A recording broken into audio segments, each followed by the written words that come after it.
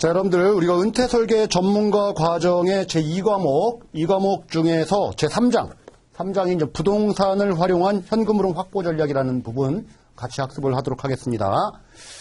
자, 우리가 노후 준비를 위해서 여러분들, 뭔가에 은퇴 이후에서는 꾸준하게 발생하는 소득이 없죠. 그 소득을 창출할 수 있는, 즉, 현금 흐름을 창출할 수 있는 그 수단으로서 금융자산과 관련된 부분들은 뭐 앞쪽에서 여러분들 다 본 거고요. 부동산을 가지고 이 현금 흐름을 한번 확보해보자 라는 차원에서 3장을 여러분들 접근하시면 되는 거예요.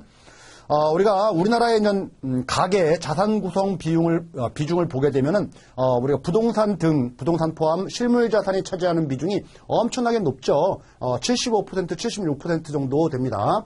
그만큼 금융자산이 차지하는 비중이 너무 적어요. 그래서 금융자산을 가지고 뭐 부동산을 그대로 유지한다라고 해도 금융자산을 가지고 수익을 아주 고수익을 좀 내야 되는데 상당히 좀 위험 부담이 따르는 거죠. 자, 그런 부분들 가지고는 뭔가 한계에 부딪힌다라는 겁니다. 그러면 결국 실물자산, 특히나 부동산과 관련된 부분을 활용할 수 있는 그런 방안들을 많이 좀 모색을 할 필요가 있겠다라는 거죠. 자, 우리 213페이지 여러분들 제1절 우리 이제 부동산과 은퇴 설계라는 부분이 나옵니다. 자, 우리 부동산 정책의 변화와 부동산 시장이라는 부분이 나와 있는데요. 부동산이라고 하는 것은 여러분들 물론 현금 흐름을 창출하고 싶은 마음은 누구에게나 다 있죠. 자, 그런데 부동산 시장에 이제 접근을 해야 되는데 이 부동산 시장은 상당히 여러분들 불안전한 시장이에요. 일반적인 재화 시장처럼 완전 경쟁 시장이 되지를 못하는 시장이 바로 불안전 경쟁 시장이 된다라는 건데, 이 불안전 경쟁 시장이 되는 이유가 일단은 부동산 시장 자체가 불안전 경쟁, 그 이유는 뭘까요? 자, 완전 경쟁이라고 하면은 다수의 수요자와 공급자들이, 그쵸? 우리 치고받고 싸워야 돼요. 서로 간에 우리 수요자는 싸게 사고 싶은 이기심, 공급자는 비싸게 팔고 싶은 이기심, 이 이기심이 충돌을 해서 균형을 이뤄나가는 거. 그래서 균형 가격이 형성되고, 자, 이게 시장 논리거든요. 시장 논리의 핵심은 여러분들 뭐 가격이다라고 얘기하지만 이 가격의 결정적인 핵심은 모든 경제 주체의 이기심이다라는 거예요. 이 이기심, 가격으로 표시가 되는 거고, 이 가격, 보이지 않는 힘이 시장을 지배한다. 이게 바로 이제 완전 경쟁, 시장 논리라고 하면은, 불안전 경쟁 시장에 해당되는 부동산 시장은 여러분들 다수의 참여자들이 참여를 안 합니다. 즉, 그렇다는 얘기는 소수만 참여한다라는 겁니다. 소수. 자, 어찌 보면 여러분들, 우리가 독과점 현상들이 발생할 수밖에 없는 그런 내용들이 나오는 거죠. 독과점 현상. 자, 더군다나 여러분들, 이런 현상들 때문에 우리가 부동산 시장은 정보가 완전하게 공개되어 있지가 않아요. 은밀하게 거래되는 경우가 많죠. 정보를 가진 자, 정보가 없는 자. 그렇죠? 대표적으로 정보의 불균형 현상이라고 하는데, 정보 불균형 현상이 발생하는 아주 극단적인 시장이 바로 중고차 시장이죠. 중고차. 살려고 하는 자들은 싸게 좋은 차를 사고 싶지만은 팔려고 하는 자는 좋은 차를 싸게 파는 사람은 없습니다. 그렇죠? 우리 겉으로 봤을 때는 좋아 보이지만은 뭐 예를 들어서 차량이 뭐 침수됐다, 뭐 이런 하자들, 뭐 여러 가지가 있죠. 정보를 다 모른다는 얘기예요. 그래서 부동산도 또 그런 특징을 가지고 있다. 정보의 불균형 현상. 이런 현상들이 부동산 시장에 많이 나타난다는 얘기입니다. 자, 그리고 또 하나는 여러분들 부동산 시장이라고 하는 것은 외부 효과의 영향을 많이 받죠. 부동산 자체가 움직이지가 않아요.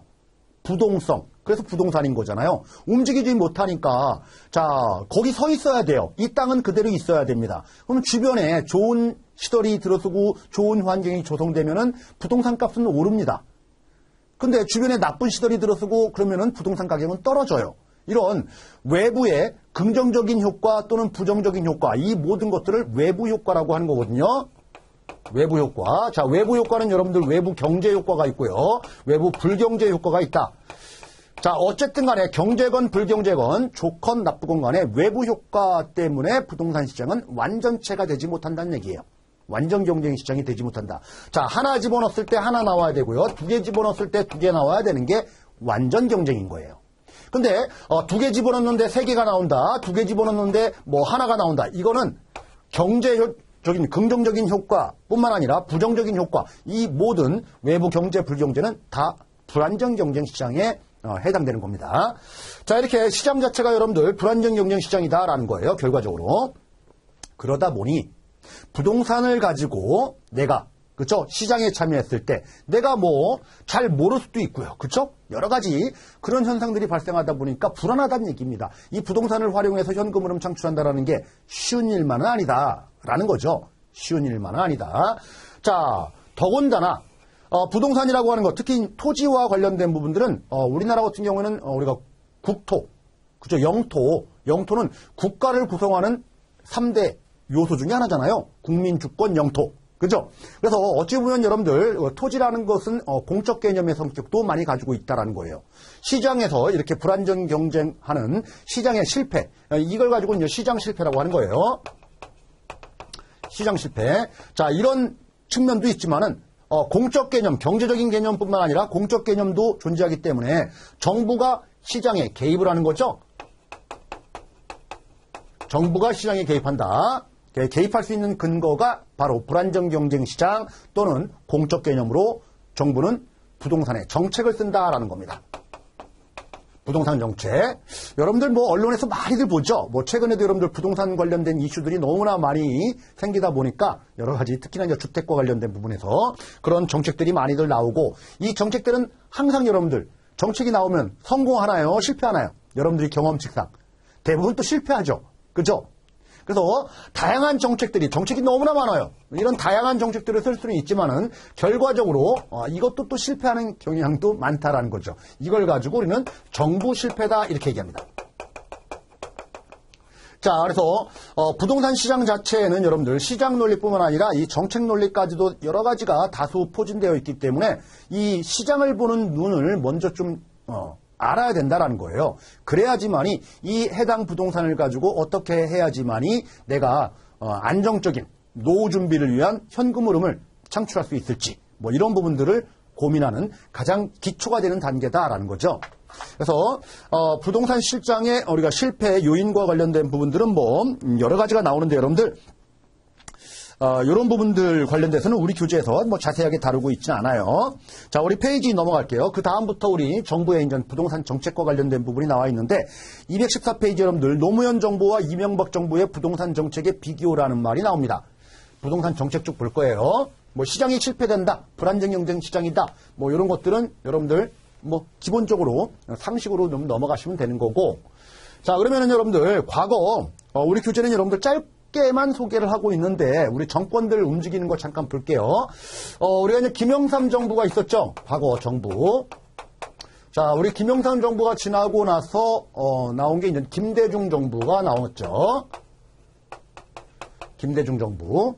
김대중 정부가 출연할 때가 바로 우리가 1998년도 IMF, 97년도 IMF 터지고 나서 상당히 어려운 시기에 우리 들어선 대통령이 되는 거죠. 그 다음에 이제 노무현 정부. 자, 노무현 정부 지나서 우리가 MB 이명박 정부가 들어선 거죠. 이명박 정부. 자, 우리 이명박 정부가 끝나고 나서 우리가 이제 박근혜 정부가 들어서고요. 박근혜 정부. 자, 그 다음이 이제 그쵸? 문재인 정부. 그 다음이 윤석열 정부 뭐 이렇게 들어옵니다. 자, 우리가 이제 학습하는 시점은 여러분들 요 윤석열 정부가 이제 들어오는 시점 그 이후 바로 초기 요때 이제 학습하는 시점이니까 우리 교재에서는 이제 문재인 정부까지만 우리 교재에서 이제 수록을 하고 있네요. 자, 일단은 여러분들 우리가 김영삼 정부 때에 나온 제도 하나 뭐 말씀을 드릴게요. 이제 우리가 금융실명제라는 게 나와요. 금융실명제. 이것뿐만 아니라 이제 부동산 실명제, 실명제. 이런 정책들이 이제 나오는 거죠.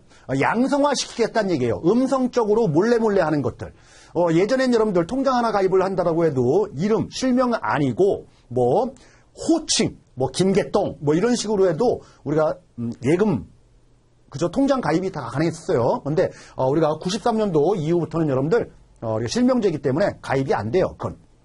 그래서 실명을 확인해서 가입이 돼야 됩니다. 자, 이렇게 실명을 부동산의 실명 실제 명의가 누구 거냐라는 부분이 나왔다는 얘기는 부동산 시장을 뭔가 정부에서 통제하겠다는 뜻이에요. 통제. 이게 이제 억제 정책이라고 하는 거예요. 억제 정책. 왜 억제 정책 이렇게 했었을까요?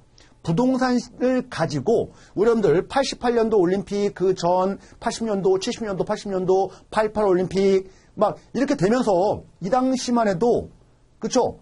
부동산은 여러분들 가지고 있으면은 거기서 발생하는 운용 수익뿐만 아니라 이 돈 가지고 은행에서 예금 받는 것보다 부동산 자체만 가지고 있어도 시가가 그만큼 계속적으로 오르니까 시세 차익 이것만 해도 충분했거든요. 수익이. 그냥 가지고만 있으면은 돈 버는 거예요. 계속적으로 오르니까 시세 차익으로. 그러다 보니까 너무나 부동산이 너무나 과열됐다라는 거예요. 그러다 보니까 정부에서는 뭔가를 통제할 필요가 있겠다. 그쵸? 암암리에 거래하는 것들 이런 것들을 다 추적해내야 되겠다. 왜요? 추적하면 이익이 생기잖아요. 이 국가에서 가만히 있나요? 세금이라든지 여러 가지 부과할 수 있는 근거들이 생기기 시작을 하는 거죠. 이해됐죠? 자, 이렇게 이런 정책을 썼다. 즉 뭐예요? 부동산이 좋을 때는 이렇게 억제 정책을 쓴다라는 거예요.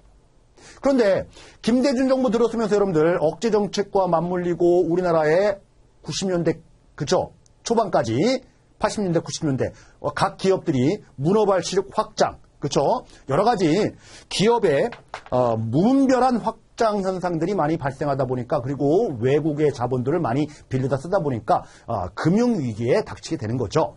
그렇죠? IMF 터지고 자 그러다 보니까 전체 시장이 다 암울한 시기로 접어들게 됩니다. 그때 김대중 정부가 들어서요. 부동산도 마찬가지인 거죠. 자 그러면 김대중 정부는 어떤 정책을 썼을까요? 부동산과 관련된 부분에서 당연히 부양정책을 써야죠. 부양정책. 자, 부양정책을 쓰다 보니까 부동산이 많이 좀 풀리게 될 거예요. 억제 같은 것들을 다 해제하고, 그죠? 그러다 보니까 부동산 자체로 보니까 또 이렇게 갑자기 또 오릅니다. 올라요. 그러면 노무현 정부는 어떤 정책을 써야 될까요? 그렇죠? 억제 정책을 써야죠. 참, 이게 참 웃겨요. 그렇죠? 억제 정책. 자, 억제 정책을 쓰다 보니까 또 어떻게 될까요? 부동산 시장이 침체되겠죠? 침체. 그러면 이명박 정부는 어떤 정책을 써야 될까요? 그쵸? 이렇게 부양정책을 써야 되겠죠. 부양정책.